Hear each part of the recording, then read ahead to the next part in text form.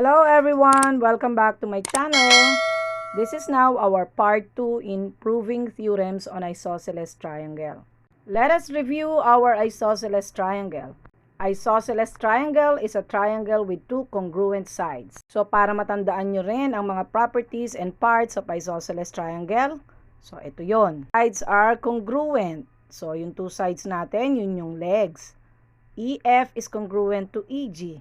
Then we have the third side which is unequal to the other two sides is called the base. So ang base natin is side FG. The third one, the two angles opposite to the equal sides are also congruent. Therefore, base angles are congruent. So ano yung base angles natin? Angle F is congruent to angle G. And the last one, the angle which is not congruent to the base angles is called the vertex angle. So yung vertex angle natin is angle E. Okay, so natatandaan nyo na lahat? Kailangan lagi nyong matatandaan yung mga properties and parts ng isosceles triangle. So ito yung part 1 natin, isosceles triangle theorem. It says that if two sides of a triangle are congruent, then the angles opposite them are also congruent. Now let's go to the converse of an isosceles triangle theorem. It says that if two angles of a triangle are congruent, then the sides opposite them are also congruent. So, ito yon. If angle G is congruent to angle R, then side TG is congruent to side TR. So, two-column proof pa rin ang gagamitin natin in proving. So, let's start with the first one. Triangle TGR with angle G is congruent to angle R. So, our reason, syempre, given. Next we are going to let segment TM bisect angle T. So the reason, every angle has a bisector. Next is we have angle GTM is congruent to angle RTM. So that is from the second statement.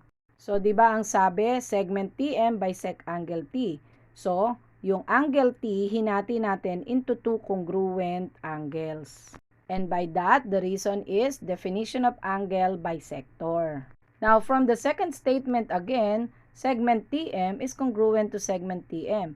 Yun ngayon ang naging common side ng dalawang triangle natin. Since iisa lang siya, the reason is reflexive property. Okay, so nakatatlo na tayong parts. Angle, angle, and side.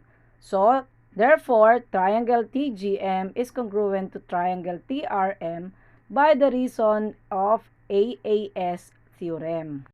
So, since na-prove na natin that these three parts of the two triangle are congruent, automatic that the other three corresponding parts are also congruent. So, we can say that side TG is congruent to side TR by the reason of CPCTC.